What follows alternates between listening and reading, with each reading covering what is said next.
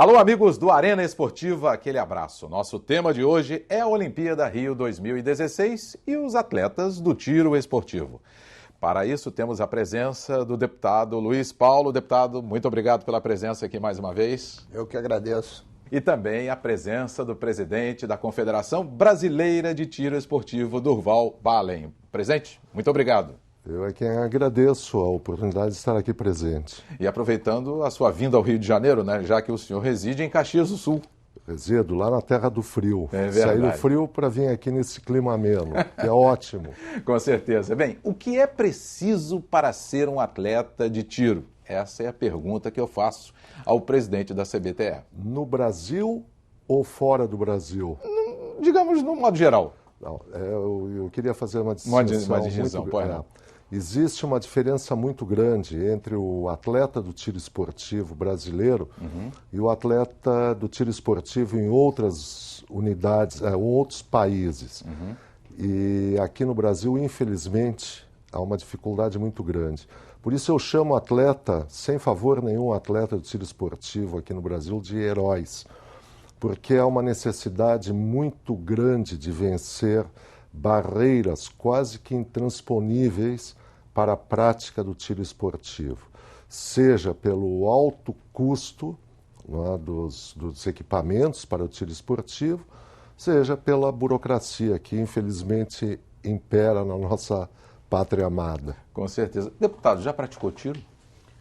Não, senhor. Eu não sei atirar, não tenho arma, sou a favor do desarmamento, não tenho nenhuma intimidade. Não sei distinguir um revólver 45 de um 22.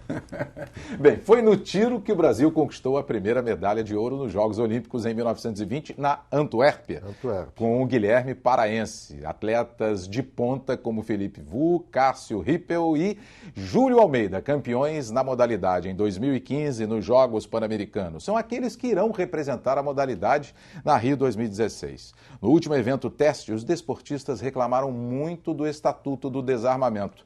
Por quê, presidente? Bom, nós precisamos distinguir, e aqui me parece que não seria o foco, o problema do desarmamento da população brasileira. Eu não vou omitir a minha opinião a respeito, porque eu sou presidente de uma confederação que trata exclusivamente do tiro esportivo. Então, E são duas situações completamente diferentes. Perfeito. Não é? E há uma luta muito grande da Confederação, no sentido de esclarecer a população brasileira. Eu aproveito aqui também para procurar esclarecer o deputado Luiz Paulo, que já disse que ele é a favor da política do desarmamento, que são duas coisas diferentes. O tiro esportivo deveria ser tratado pela legislação de uma maneira diferente, mesmo porque, já colocado pelo deputado, que ele não sabe distinguir uma arma calibre 45 de uma arma calibre 22. É uma diferença enorme. E o tiro esportivo, ele utiliza no máximo, nas disciplinas olímpicas de carabina-pistola, armas calibre 22. A maior parte do tiro olímpico é de chumbinho, ou seja, armas, e nós chamamos equipamentos, até para distinguir arma, equipamento de pressão. Nenhum bandido utiliza esse armamento para assaltos, para cometer delitos, etc. Utiliza, sim, as armas pesadas, e até 45 é pouco. Eles utilizam outros equipamentos contrabandeados do exterior. Não tem absolutamente nada a ver com tiro esportivo. Pois não, o senhor quer... Não, essa é a diferença, assim, fundamental entre a questão do equipamento. Tanto é que nós não tratamos armas. Nós tratamos até para evitar de equipamento, naturalmente. Isso. E até uma dificuldade muito grande também na aquisição desse equipamento. Por isso que os atletas do tiro reclamam, e não apenas os nossos atletas olímpicos, mas a comunidade toda do tiro esportivo brasileiro. Então, para adquirir equipamento, aqui nesses jogos, se me permite, o deputado, eu não quero, eu não quero tomar conta. Não, por favor, presidente. Mas é uma oportunidade ímpar claro, que nós temos de colocar esse assunto em pauta. Aqui no Brasil, por exemplo, um atleta nosso, pelo Estatuto do Desarmamento, ele só pode adquirir um equipamento, ou seja, uma arma, com 25 anos de idade. 25 anos de idade. O caso, por exemplo, Felipe Vô, que foi trazido aqui como uma das grandes esperanças do Brasil em medalha olímpica agora, nesses jogos que se avizinham, ele tem 23 anos de idade. Ele consegue comprar o equipamento dele porque ele é militar, ele é sargento do Exército, e o Estatuto do Desarmamento faz essa distinção. Ao passo que atletas de outros países que vieram aqui com idade igual ou inferior à do Felipe Vô, tiveram resultados excepcionais, inclusive no pódio. Então, essa é uma diferença muito grande que nós temos entre o brasileiro e o estrangeiro. Perfeito. Deputado Luiz Paulo, no Estatuto do Desarmamento não há distinção do atleta para o cidadão comum. Eu queria que o senhor tocasse nesse assunto e no que disse também o presidente, por favor. O Estatuto de Desarmamento é de 2003. Houve uma grande consulta popular para ver se o povo brasileiro era a favor do desarmamento ou não. Uma campanha muito forte, participei dela. Fui vencido. Né? E o Estatuto de Desarmamento passou a ter no Congresso Nacional, né, duas linhas absolutamente radicais.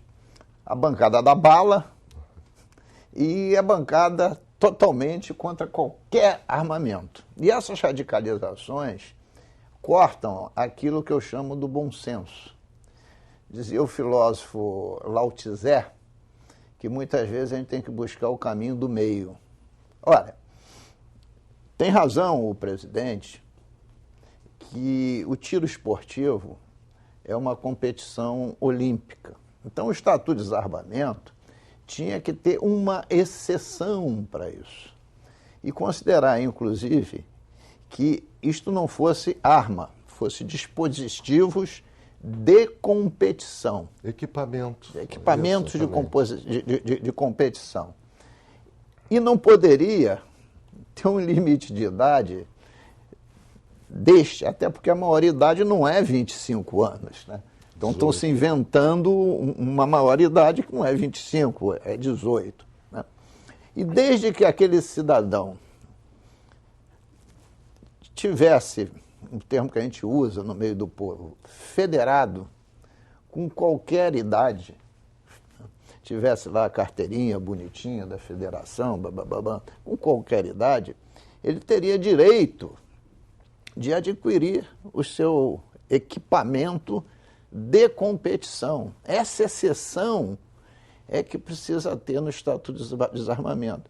Senão é uma burocracia imensa e 90% dos atletas de competição ou serão do Exército, ou serão da Marinha, ou serão da Aeronáutica, ou da Polícia Militar, ou da Polícia Civil. Por quê? Porque pode ter porte de arma e pode comprar arma. Quando a gente não está falando de arma, está falando, né, de equipamentos de competição. Com certeza. Para poder ser registrado como atleta profissional de tiro, há que se procurar uma das portarias do Exército e que especifica essa modalidade, que comporta ainda caçadores e colecionadores. Apesar dessa atribuição, a lei continua sendo muito rígida no Estatuto do Desarmamento.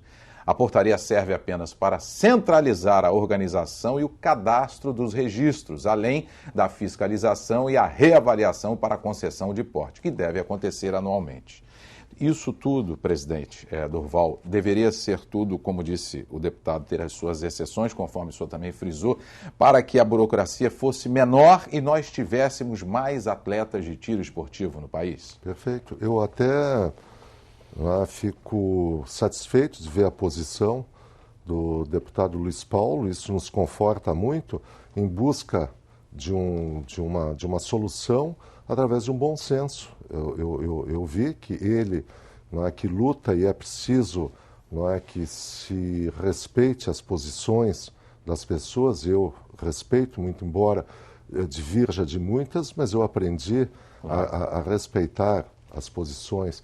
Mas a posição do deputado Luiz Paulo me parece uma posição muito coerente, não é, fazendo essa distinção que nós queremos distinguir. Só que no Estatuto do Desarmamento há uma previsão, Rui, como tu colocas, de que o atleta do tiro esportivo, o caçador e o colecionador, a lei remete para o Exército a fiscalização e a normatização das coisas.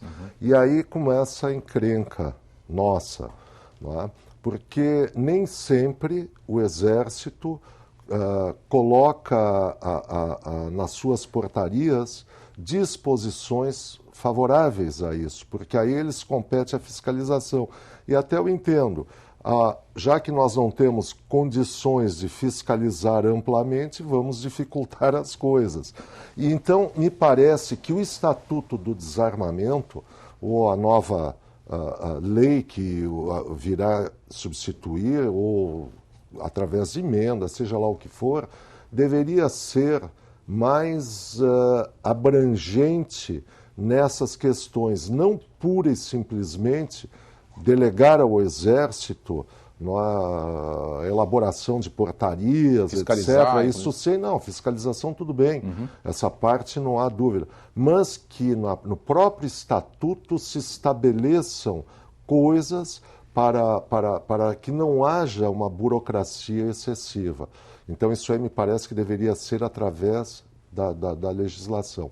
E veja bem, apenas a título de esclarecimento, ou de informação, e eu costumo colocar isso, que é muito importante, os Jogos Olímpicos, deputado Luiz Paulo, tiveram seu início lá no século anterior, através do Barão de Coubertin. Foi o Barão de Coubertin chamado pai dos Jogos Olímpicos da Era Moderna. Barão de Coubertin, pouquíssima gente sabe, era atleta do tiro esportivo, 7 vezes campeão francês de tiro. Portanto, os Jogos Olímpicos da Era Moderna iniciaram dentro do tiro esportivo, razão pela qual todas as edições dos Jogos Olímpicos, a primeira medalha em disputa é a do tiro, como vai ser aqui em homenagem ao Barão de Coubertin. Perfeito. Na volta, eu vou perguntar ao deputado Luiz Paulo, que é legislador, para falar desse tema, da mudança, emenda, o que pode ser feito para, claro, minimizar esse problema para o atleta do tiro esportivo. Já, aqui no Arena Esportiva.